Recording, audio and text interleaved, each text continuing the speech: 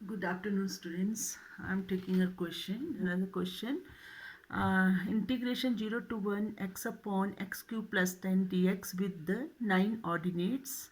Or you have to evaluate this by Simpson's 1 by 3rd rule. Now, how will you do this question? First of all, आपको ये देखना है here क्या है, क्या दिया है. Here x naught जो lower limit 0 and xn upper limit which is equal to 1 और इसमें साथ में दिया है एन एक्सएन लिया मैंने 1 मतलब अपर लिमिट ये है ना. But here n is equal to कितने ऑर्डिनेट्स कितने 9 है तो सब इंटरवल्स कितने बनेंगे एक कम तो वो कितने हुए 8 right. And now we have to find h. What? By formula h is equal to xn minus x naught upon number of intervals. Now see students, n is 8, therefore it is x8 minus x naught upon 8. Or you know what is x8? xn जो है वो हुआ ना upper limit 1 -0 upon 8. आपके पास ये क्या आ गया 1 upon 8 और विच इज इक्वल टू 0.125. ये आपका h आ गया. क्लियर हुआ. तो सिम्पसन्स 1 by 3rd रूल के लिए हमने x naught lower limit 0 upper limit x n 1 है ऑर्डिनेट्स 9 है तो नंबर ऑफ इंटरवल्स एक कम होगा 8 होंगे. h जो है formula by formula x n minus x naught upon n x 8 minus x naught upon 8 वो कितना हो गया 0.125. अब इसके बाद जैसे हमने ट्रेपेजोडियल रूल का वैसे ही सिम्पसन्स का है तो क्या फार्मूला है वो मैं आपको बताती हूँ. इसके लिए भी आपको टेबल बनाना होगा. किसके लिए जो इंटीग्रैंड है. अब क्या करेंगे 9 और कैलकुलेटर आप यूज़ कर सकते हैं. Now we have to tabulate table बनाना है. किसके लिए now we have to tabulate function f of x which is equal to what x upon x cube plus 10 right. कोई भी फंक्शन हो इसके लिए एज फॉलोज. कैसे बनाते हैं टेबल. अब देखिए स्टूडेंट्स यहाँ क्या आ जाएगा आपके पास x की वैल्यूज वो क्या होगी पहली होगी x नॉट और यहाँ क्या आ जाएगा by is what F of x वो क्या है आपका जो इंटीग्रैंड है यहाँ वो क्या है x upon x cube plus 10. No see first value x naught होगी. x नॉट क्या है 0. क्लियर. और 0 पर ये वैल्यू क्या होगी 0 अपॉन 10 दैट इज आल्सो 0. ये क्या है बाई नॉट. क्लियर हो रहा ना. अब नेक्स्ट वैल्यू आपकी ये जो होगी x की शुरू की तो आपकी है वो 0 है राइट. अब आप क्या करेंगे इस 0 पे 0 आ गई. अगली आ गई आपकी x1 कैसे आएगी यहाँ आपको ऐड करना होगा. जो स्टेप साइज है वो कितना है 0.125. 0 में ऐड किया कितना बना स्टूडेंट्स 0.125.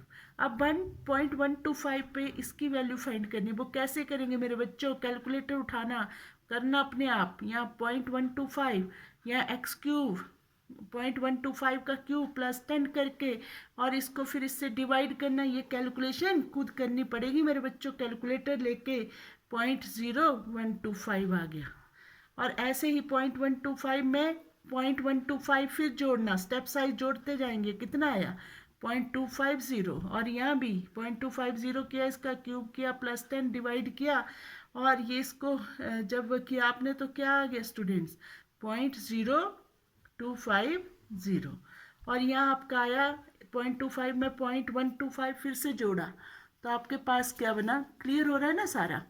तो कितना बन गया आपका 0.375. इस पे ये 0.375 पुट की और क्यूब लिया प्लस 10 किया डिवाइड किया स्टूडेंट्स तो आपका क्या बन गया बच्चों ये 0.0373. अगला 0.5 पे वो क्लियर हो रहा बच्चों.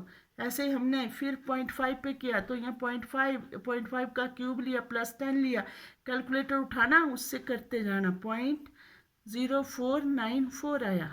फिर 0.5 में 0.125 जोड़ा कितना बना 0.625 और स्टूडेंट इसमें कॉरस्पॉन्डिंग वैल्यू ले ली, कितनी आई मेरे बच्चों? 0.0610 और 0.75 पे। वो क्लियर हो रहा है ना कैसे आया? 0.625 पे फिर 0.125 जोड़ा और इसको कैलकुलेट किया मेरे बच्चों, तो आपके पास जो बना वो कितना बना? 0.0720 और फिर इसमें 0.125 जोड़ा, कितना बना? 0.875। 0.875 में इसकी कॉरस्पॉन्डिंग वैल्यू फाइंड की। सब आपने किताब से नहीं उतारना है, खुद करना है, ठीक है ना? जैसे कैलकुलेशन, ये नहीं कि मैडम जो बता रही है और उस उतारा और फिर 1 पे ऐसे ही फाइंड की 1, और यहाँ क्या 1 + 10 1/11 डिवाइड किया तो कितना आया मेरे बच्चों? 0.0909। क्लियर? ये आपका टेबल बन गया। ये trapezoidal rule, Simpson 1/3 rule, 2/3 rule, 3/8 सबके लिए ऐसे ही टेबल बनाना पड़ेगा।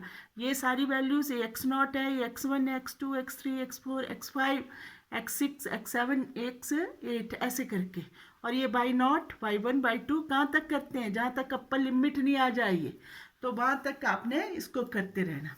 अब लिखेंगे, रूल लगाएंगे, मैं बताती हूँ आपको। वाई सिम्पसन्स 1y कौन सा है? ये थर्ड रूल। क्या होता है, क्या है फॉर्मूला उसका? वो है students integration 0 to 1 dx upon, और आपका क्या है साथ में? ये x है, x/x³ + 10। कितना होता है फॉर्मूला? याद रखना, सिम्पसन 1/3 है तो h/3 होता है मेरे बच्चों। पहली वैल्यू जो है y0, किसी से नहीं इसको मल्टीप्लाई करेंगे, फिर 4 से मल्टीप्लाई करेंगे हम ऑड टर्म्स को। ऑड कौन सी? जो लास्ट तक ले लेनी। कितनी आई है? बाई 8। बस लास्ट वाली नहीं लेनी, उससे पीछे वाली सारी ऑड टर्म्स। लास्ट वाली टर्म और फर्स्ट वाली टर्म को किसी से मल्टीप्लाई नहीं करते इन तीनों रूल्स में। ट्रेपेजोइडल, सिम्पसन 1/3, सिम्पसन 2/3 या 3/8 में ये लास्ट और फर्स्ट बिना मल्टीप्लिकेशन से रखनी है, इनको ऐसे ही उसमें रखना। पर सिम्पसन 1/3 रूल में याद रखो 4 से मल्टीप्लाई किया जाएगा और टर्म्स को। ऑड क्या है? y1 + y2। आपको पता है ना, मैंने बताया ये y0 है, x0 के कॉरस्पॉन्डिंग वैल्यू y0 आती है, x1 के y1 आती है, x2 के y2 आती है, y1।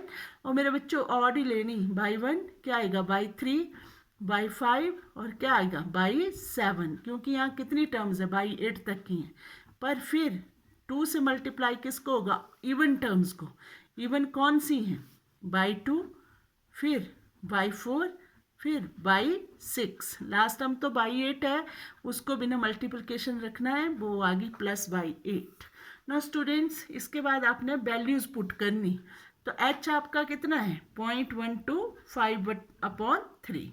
अब स्टूडेंट्स y0 आपका 0 है, 0 + 4, और y1 ये है, y3 ये है, y5 ये है, y7 ये है। तो ये वैल्यूज लिख देनी है आपने। वो क्या है? 0.0125 + 0.0373 + 0.0610 + 0.0820। 4 से कर दिया इसको मल्टीप्लाई, फिर +2 करके किसको करना है? और जो इवन टर्म्स है, इवन कौन कौन सी हैं? 0.0250 + y4, 0.0494 + 0.0720। 2 से मल्टीप्लाई कर दिया, और लास्ट टर्म y8 है, दैट इज इक्वल टू 0.09, क्या है वो? 09। ऐसे करेंगे, और दिस इज इक्वल टू 0.125/3। इस सारे को कैलकुलेट मेरे बच्चों आपको करना होगा। क्या करेंगे? इससे, इसको कैलकुलेटर से करके, ठीक है, 4 से इन सब को ऐड करना, मतलब मल्टीप्लाई करना इस सम को, 2 से इसको करना, और प्लस से मैंने आपको बता दिया सिम्पसन 1/3 में बस क्या करते हैं? 1/3 है तो h/3 लेते हैं। फर्स्ट और लास्ट टर्म को कुछ नहीं करेंगे, बस 4 से मल्टीप्लाई करेंगे। जो मतलब फर्स्ट और लास्ट टर्म के बीच में और टर्म्स आएंगी उनके सम को 2 से मल्टीप्लाई करेंगे। जो फर्स्ट और लास्ट टर्म्स के बीच में टर्म इवन आएंगी, और बस उसकी कॉरस्पॉन्डिंग वैल्यूज पुट कर दी। इसको सबको आपको खुद कैलकुलेट करना है। इसको, ये एडिशन मल्टीप्लिकेशन ये बच्चों आना चाहिए आपको। ये आ गया आपका answer by Simpson's 1/3 rules. Thank you.